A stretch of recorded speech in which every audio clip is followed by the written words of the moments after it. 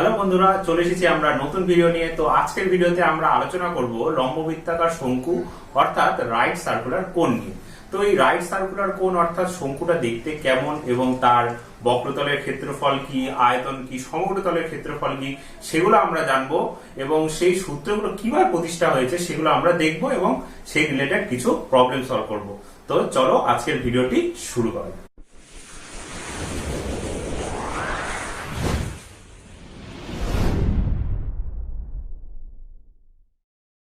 তো এই লম্ববৃত্তাকার শঙ্কুর জ্যামিতিক চিত্রটা কেমন সেটা আমরা একটু দেখে নিই। যে একটা লম্ববৃত্তাকার শঙ্কুর ছবিটা ঠিক এইরকম।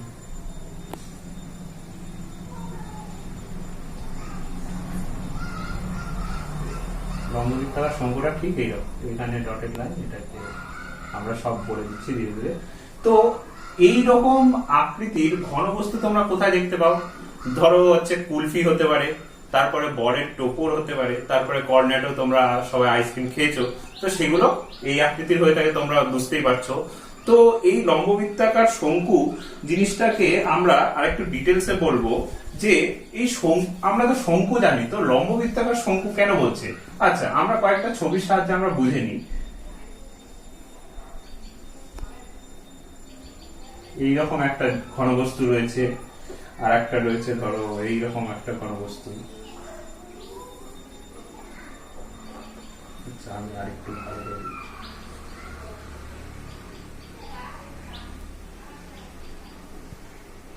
ঘনবস্তু রয়েছে, আরেকটা রয়েছে ঠিক এইরকম।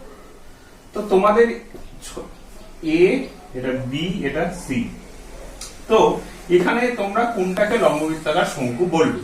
তো এরকম যদি জিজ্ঞেস করা হয় তাহলে তখন তোমরা কি বলবে? যে এটাও তো শঙ্কু মনে হচ্ছে স্যার, এটাও শঙ্কু, এটাও শঙ্কু। হ্যাঁ, তিনটাই শঙ্কু, কিন্তু যখন বলবে লম্ববৃত্তাকার শঙ্কু তখন কিভাবে চিনবে? তখন এইটাকে আমরা বলছি কি শীর্ষবিন্দু অর্থাৎ ভার্টেক্স। তাহলে প্রত্যেকটার হচ্ছে শীর্ষবিন্দু অর্থাৎ ভার্টেক্স। তো এখান থেকে আমরা এই তলটা কি হচ্ছে বৃত্তাকার তল হয় প্রত্যেকটাই। তাহলে বৃত্তাকার তলের কি থাকবে? একটা সেন্টার থাকবে। তাহলে তিনটারই সেন্টার রয়েছে। এইবার যখন ভার্টেক্স থেকে যখন আমরা সেই বৃত্তাকার তলের সেন্টারে যুক্ত করব, তখন সেক্ষেত্রে আমরা দেখব এক্ষেত্রে প্রত্যেকটা আমরা যুক্ত করলাম। যুক্ত করে এখানে দেখা যাচ্ছে যে এই বৃত্তাকার তলের সাপেক্ষে কি হচ্ছে, এই যে এটাকে যদি আমরা নাম দিই যে স্মল এ, এই পয়েন্টটাকে নাম দিচ্ছি বি। তো কি হচ্ছে, আচ্ছা এটা A1 B1 নাম দিচ্ছি। তো এই A1 B1 টা এই বৃত্তাকার তলের উপরে কি এটাকে লম্ব মনে হচ্ছে? লম্ব মনে হচ্ছে না, এটা ঠিক এরকম কি হচ্ছে বেঁকে আছে। এটা যদি বৃত্তাকার তলটা ধরি অর্থাৎ সারফেসটা ধরি, তার উপরে কি হচ্ছে এটা লম্ব নেই, নিশ্চয়ই এটা কিছুটা অ্যাঙ্গেলে বেঁকে আছে। তো এই ক্ষেত্রেও তোমরা লক্ষ্য করতে পারছো যে এখানে কি হচ্ছে, এখানেও এই যে লম্বটা রয়েছে, লম্বটা নয় সরি, তো এই যে লাইনটা রয়েছে এটা কি হচ্ছে, এটা বৃত্তাকার তলের সঙ্গে কিছুটা অ্যাঙ্গেলে বেঁকে আছে, কিন্তু 90 ডিগ্রিতে নেই। কিন্তু এই সি নাম্বার ছবিটাতে তোমরা লক্ষ্য করো যে এখানে যে বৃত্তাকার তলটা রয়েছে অর্থাৎ এটা তো একটা ফ্ল্যাট সারফেস, তো এই বৃত্তাকার তলের উপরে কি হচ্ছে এই লাইনটা অর্থাৎ ভার্টেক্স থেকে যে আমাদের বৃত্তের কেন্দ্রবিন্দু রয়েছে সেটা হচ্ছে কি লম্ব রয়েছে। সেই জন্য আমরা এই শঙ্কুটাকে স্পেশালি কি বলছি, লম্ব বৃত্তাকার শঙ্কু। লম্ব বৃত্তাকার শঙ্কু। তো আজকে আমাদের টপিকটা হচ্ছে এই লম্ব বৃত্তাকার শঙ্কুর ক্ষেত্রেই আমরা আলোচনা করব। আমরা এই শঙ্কুর কথা এখানে আলোচনা করছি না। তাহলে তোমাদের ক্লিয়ার হয়ে গেল যে যদি জিজ্ঞেস করে যে লম্ব বৃত্তাকার শঙ্কু কি, তখন তোমরা ইজিলি বলে দিতে পারবে যে ভার্টেক্স অর্থাৎ এই যে শীর্ষবিন্দু থেকে এই যে বৃত্তাকার তলে কেন্দ্রবিন্দু রয়েছে, এই সংযোজক সরল রেখাটা কি হচ্ছে সেই তলের সঙ্গে সর্বদা লম্ব থাকবে। সেই জন্য এটাকে আমরা নাম দিচ্ছি লম্ববৃত্তাকার শঙ্কু। আচ্ছা, তাহলে এবার আমরা একটা শঙ্কু করে দেখাচ্ছি। তাহলে ধরো এটা একটা বৃত্তের মতো, তাই তো? ধরে নিলাম এটা একটা হচ্ছে বৃত্ত, ঠিক আছে? তো এই মাপের একটা বৃত্ত আমি এখানে গোল করে দিচ্ছি।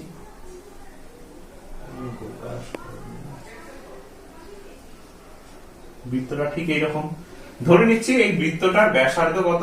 L। আচ্ছা, তো এখানে আমি লিখে দিচ্ছি যে ব্যাসার্ধটা L। তাহলে এই বৃত্তটার পরিধি কত হবে? আমরা তো জানি। তাহলে বৃত্তের পরিধি সূত্র কি হয়, যে বৃত্তের পরিধি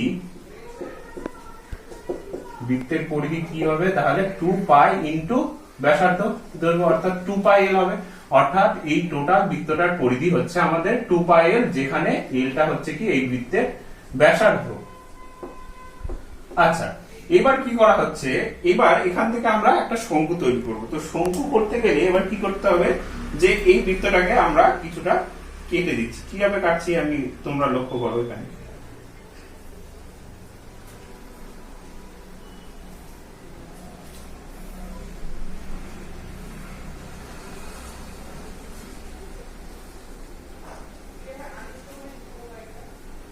তো এইরকম কেটে দেওয়া হলো, ঠিক আছে। অর্থাৎ কেটে দেওয়ার পরে তাহলে ছবিটা কেমন হচ্ছে, ছবিটা আমরা দেখে নিই।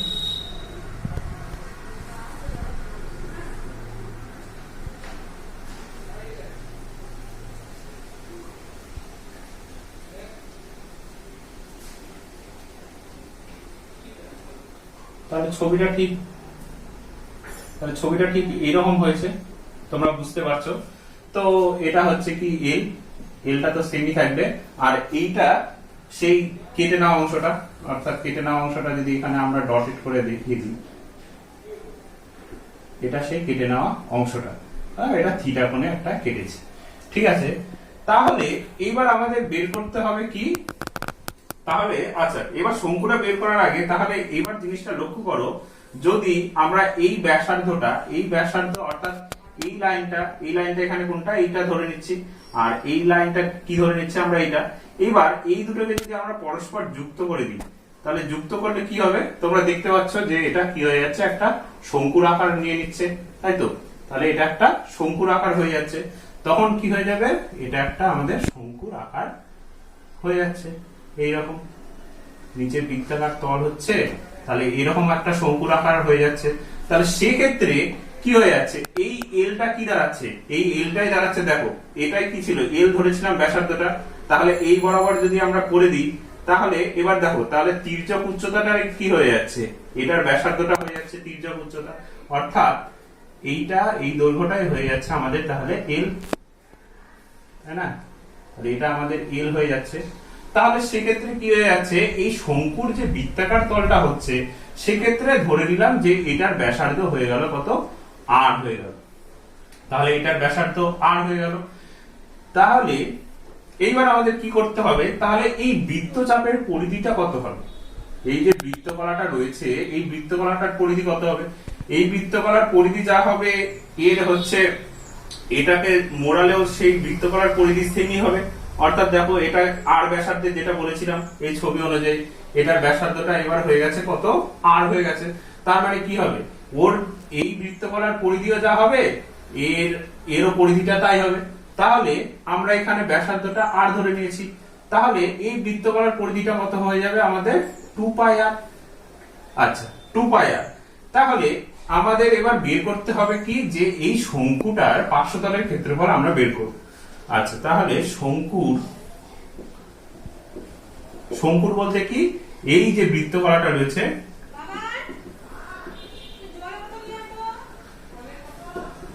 তাহলে কি হচ্ছে, বৃত্তকলাটা যা ক্ষেত্রফল হবে এই শঙ্কুটার পার্শ্বতলের ক্ষেত্রফল তাই হবে। তাহলে বৃত্তকলার বা শঙ্কুর পার্শ্বতলের বা বক্রতলের বলতে পারো, বক্রতলের ক্ষেত্রফল। তাহলে কি হতে হবে, তাহলে আমাদের টোটাল বৃত্তকলা বলতে কি বোঝায়, টোটাল বৃত্তকলাটা যদি ভাবি, টোটাল বৃত্তকলা কোনটা হবে, এই পুরো বৃত্তটা, তাই তো। এর মধ্যে আমাদের এই বৃত্তকলা অর্থাৎ এই যে যেটা আমি বোল্ড করে দেওয়া আছে, এর পরিধিটা আমাদের নিতে হবে, অর্থাৎ এটার ক্ষেত্রফল কত সেটা আমরা বের করলেই হয়ে যাবে এর পার্শ্বতলের ক্ষেত্রফল, যেটা আমি বললাম। তাহলে কি হচ্ছে, তাহলে দেখো একটা জিনিস, তাহলে এর ক্ষেত্রফল, এর হচ্ছে পরিধিটা কত হচ্ছে আমাদের 2 পাই এল, সেটা তো আমি একটু আগে লিখেছিলাম যে 2 পাই এল। আচ্ছা 2 পাই এল এর মধ্যে এই যে বোল্ট লাইন করা আছে, তো এটার পরিধি কত, এটার পরিধি তো সেটাই হবে যেটা এটার হচ্ছে আমাদের বক্রতলের পরিধিটা যেটা, তাহলে সেটার পরিধি কত বের করেছিলাম, 2 পাই আর, 2 পাই আর ইনটু, আর এই বৃত্তের ক্ষেত্রফল কত, কেননা এই বৃত্তটা থেকে কেটেই তো আমরা এটা বের করেছি, যেমন তোমাদের অনুপাতের অঙ্কগুলো থাকে, ধরো কেমন থাকে, ধরো সিমেন্ট ইস টু বালি, এরকম যেমন দেওয়া থাকে, ধরো 5:7 অনুপাতে মেশানো হয়েছে। সেক্ষেত্রে যদি বলে তাহলে 35 কেজি এই সিমেন্ট আর বালির মিশ্রণে কত পরিমাণ সিমেন্ট আছে, সেক্ষেত্রে তোমরা কি বের করো, আগে সিমেন্টের কি করে নাও, যে ওর আনুপাতিক ভাগার, তাহলে সিমেন্টের আনুপাতিক ভাগার করে নাও। তাহলে কি হয়, সিমেন্টের আনুপাতিক ভাগার উপরে 5 থাকে আর নিচে কি থাকে, 5 + 7 অর্থাৎ কি হয়, 5/12 এরকম হয়। আর যদি বালির বের করতে হয় তাহলে কি হয় বের করো তোমরা, 7/, এই দুটো যোগ করো অর্থাৎ 12 বের করো। তাহলে 35 কেজির মধ্যে সিমেন্ট কত পরিমাণ হবে, তখন কি করি, এই আনুপাতিক ভাগারের সঙ্গে আমরা 35 গুণ করে দিই। তাহলে 7/12 এটাও 35 গুণ করি, তাহলে আমরা কি পেয়ে যাই, বালি কত পরিমাণ আছে, সিমেন্ট কত পরিমাণ আছে সেটা বের করে যাই। তাহলে এই ক্ষেত্রে ঠিক তেমনি যে এই টোটাল যে বৃত্তটা এর পরিধি, এই পরিধির মধ্যে এই যে বৃত্তকলা সেটার পরিধিটা, অর্থাৎ সেই বৃত্তকলার দৈর্ঘ্যটা এখানে লিখলাম। এবার টোটাল বৃত্তের ক্ষেত্রফল কত সেটা দিয়ে আমাদের গুণ করে নিতে হবে, তাহলে আমরা পেয়ে যাব শঙ্কুর পার্শ্বতলের ক্ষেত্রফল অর্থাৎ বক্রতলের ক্ষেত্রফল। তাহলে আমরা তো জানি যে একটা বৃত্তের ক্ষেত্রফলের ফর্মুলা কি হয়, πr²। তো এখানে r কত, অর্থাৎ ব্যাসার্ধ হচ্ছে l, তাহলে কি হয়ে যাচ্ছে πl²। তাহলে 2π ক্যান্সেল হয়ে গেল, এখান থেকে l আর এখানে l² একটা l কেটে যাবে, তাহলে কি হয়ে যাবে, এখানে সূত্রটা πr l। তাহলে এখান থেকে আমরা সূত্রটা পেয়ে গেলাম যে যদি জিজ্ঞেস করে যে কোন শঙ্কুর বক্রতলের ক্ষেত্রফল কত হবে যখন তার ব্যাসার্ধ r হবে এবং তির্যক উচ্চতা l হবে, তখন তার বক্রতলের ক্ষেত্রফল অর্থাৎ পার্শ্বতলের ক্ষেত্রফল হবে πr l। তাহলে এই জায়গাটা তোমাদের ক্লিয়ার হয়ে গেল। আচ্ছা, তাহলে তোমরা লম্ববৃত্তাকার শঙ্কুর পার্শ্বতলের ক্ষেত্রফল অর্থাৎ বক্রতলের ক্ষেত্রফল বুঝতে পারলে। এইবার বের করে দেখি যে লম্ববৃত্তাকার শঙ্কুর সমগ্রতলের ক্ষেত্রফল কি হবে। তার আগে আমি একটু ছবিটা আঁকিয়ে দিচ্ছি, তাহলে তোমাদের বুঝতে সুবিধা হবে।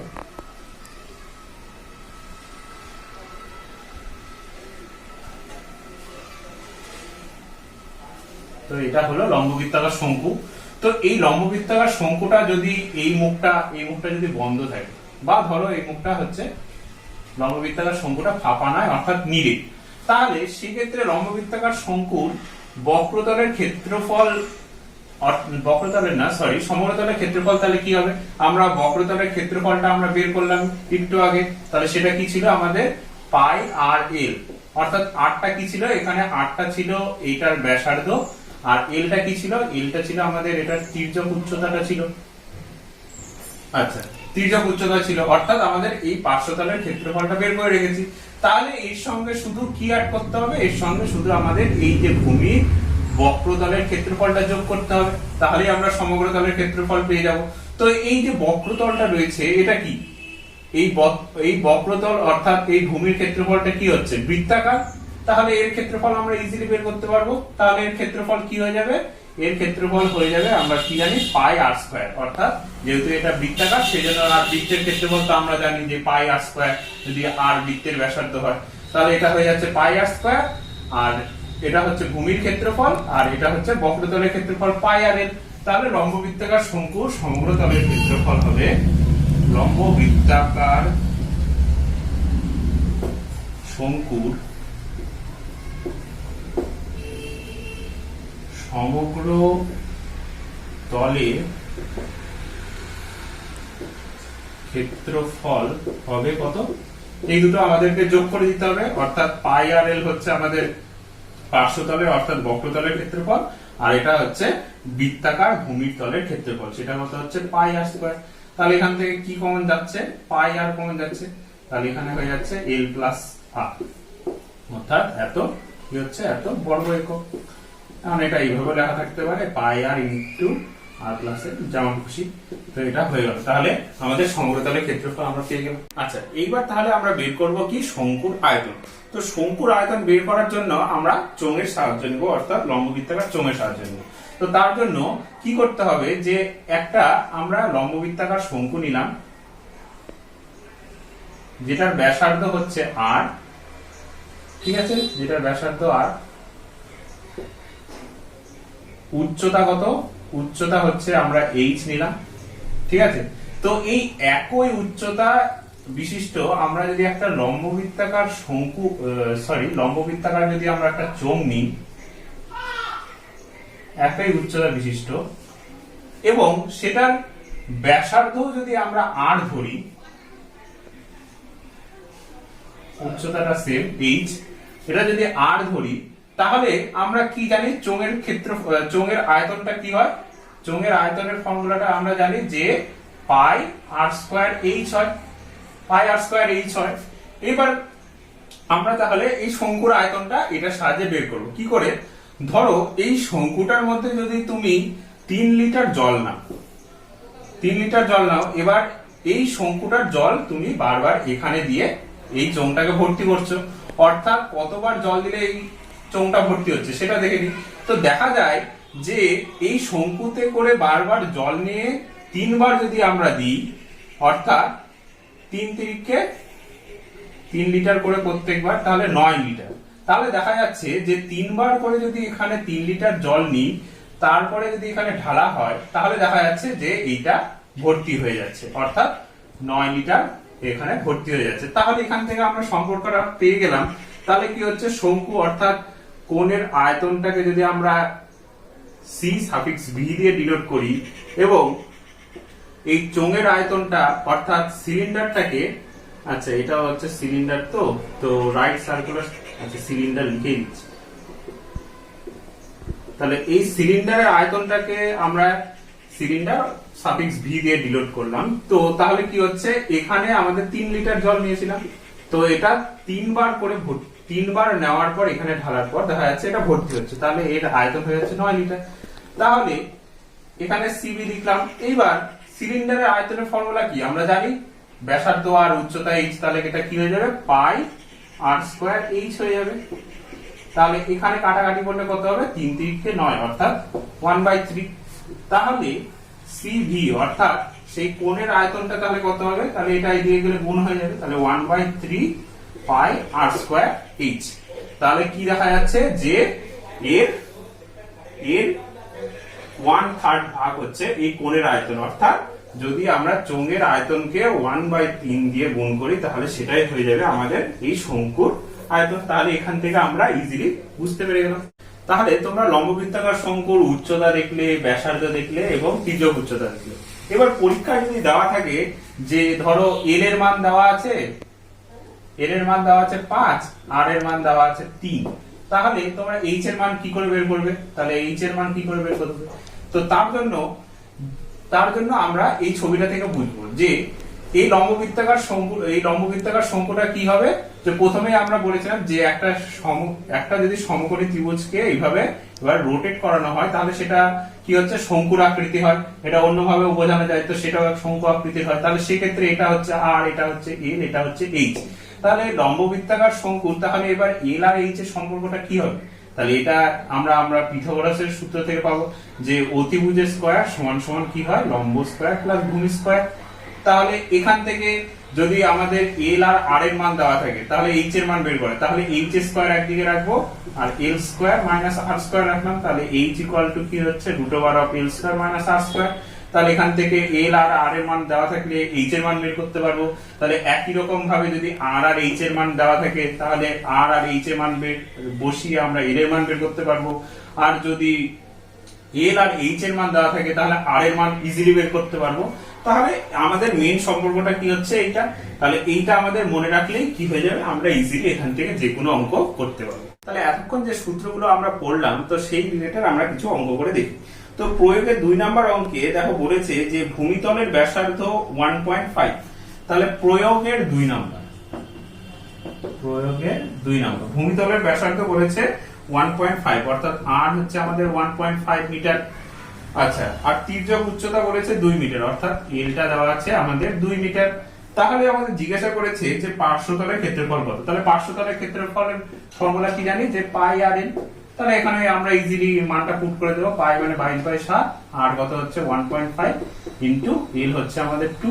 তাহলে এটা ইজিলি গুণ করে 15 হচ্ছে 3, তাহলে 22 ইন্টু 3/7, তাহলে 66/7, এত কি হয়ে যাবে মিটার স্কয়ার। তো আমরা এইভাবে অ্যান্সারটা রাখতে পারি, তাহলে ইজিলি আমরা বের করতে পারলাম। এবার আমরা প্রয়োগের 6 নম্বর অঙ্কটা করি, সেখানে আমরা সমগ্র তলের ক্ষেত্রফল বের করব। তো বলেছে যে শঙ্কুর ভূমির ব্যাসের দৈর্ঘ্য বলা আছে 20 সেন্টিমিটার। তাহলে ব্যাসের দৈর্ঘ্য 20 হলে তাহলে ব্যাসার্ধ কত হবে? ব্যাসার্ধ হবে আমাদের তাহলে 20 ভাগ 2 অর্থাৎ 10 সেন্টিমিটার। তির্যক উচ্চতা বলে দেওয়া আছে আমাদের 25 সেন্টিমিটার। তাহলে সমগ্র তলের ক্ষেত্রফল কি? সমগ্র তলের ক্ষেত্রফলের সূত্র তো জানোই যে পাই আর ইন্টু আর প্লাস এ। তাহলে এখানে আমরা পুট করে দেবো ইজিলি। তাহলে 22/7 ইন্টু আর হচ্ছে আমাদের 10 ইন্টু 10 প্লাস 25।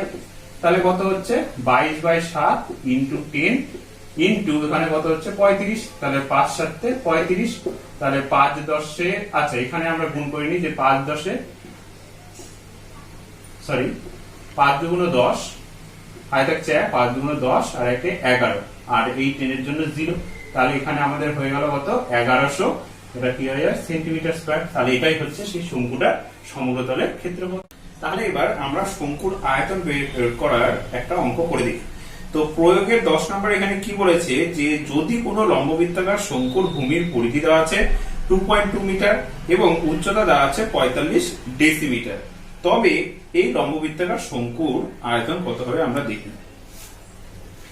তাহলে এখানে পরিধি দেওয়া আছে 2.2 মিটার, তাই তো 2.2 মিটার। তাহলে মিটারটাকে ডেসিমিটার করতে গেলে 10 দিয়ে গুণ করতে হয়, তাহলে এত ডেসিমিটার। ধরে নিলাম যে লম্ববৃত্তাকার শঙ্কুর ভূমির ব্যাসার্ধ ধরে নিলাম 8। তাহলে কি হয়ে যাবে ভূমির পরিধি? ভূমিটা কি হয় বৃত্তাকার, তাহলে এটা পরিধি বলে দেওয়া আছে, তার মানে এটা কিসের সঙ্গে সমান হবে 2 পাই আর এর সঙ্গে। তাহলে 2 পাই আর ইকুয়াল টু 22। তাহলে 2 দিয়ে কত হয়ে যাচ্ছে 11। তাহলে r ইকুয়াল টু 11/পাই। আচ্ছা এটা এইভাবে বের করে রাখলাম। তাহলে কি হচ্ছে এত ডেসিমিটার হলো। এইবার একটা কি বলে দেওয়া আছে উচ্চতা বলা আছে 45 ডেসিমিটার, অর্থাৎ এইচটা হচ্ছে দেওয়া আছে এত ডেসিমিটার। তাহলে আমাদের বের করতে বলেছে যে শঙ্কুর আয়তন তাহলে কত হবে।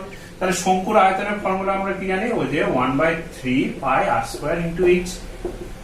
আচ্ছা তাহলে 1/3 তাহলে 1/3 আচ্ছা এখানে পাই লিখলাম আর স্কয়ার মানে তাহলে কি হবে উপরে 11 স্কয়ার মানে 121 বাই নিচে কি হয়ে যাবে তাহলে পাই স্কয়ার হয়ে যাবে ইনটু এইচ কত আছে এইচ হচ্ছে 45।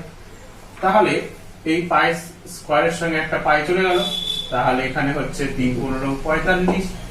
তাহলে উপরে হচ্ছে কত 121 ইনটু 15 বাই পাই। পাইটাকে লিখলে কি হবে নিচে 22 আর উপরে 7 হয়ে যাবে। তাহলে এখান থেকে আমরা 11 দিয়ে কাটতে পারি, 11 2 22 11। তাহলে এবার সিম্পলি তোমরা এখানে 7 11 77 ইনটু 15 বাই 2। এবার এটা ক্যালকুলেশন করলে যেটা আমরা পাবো সেটাই হবে আমাদের কিসের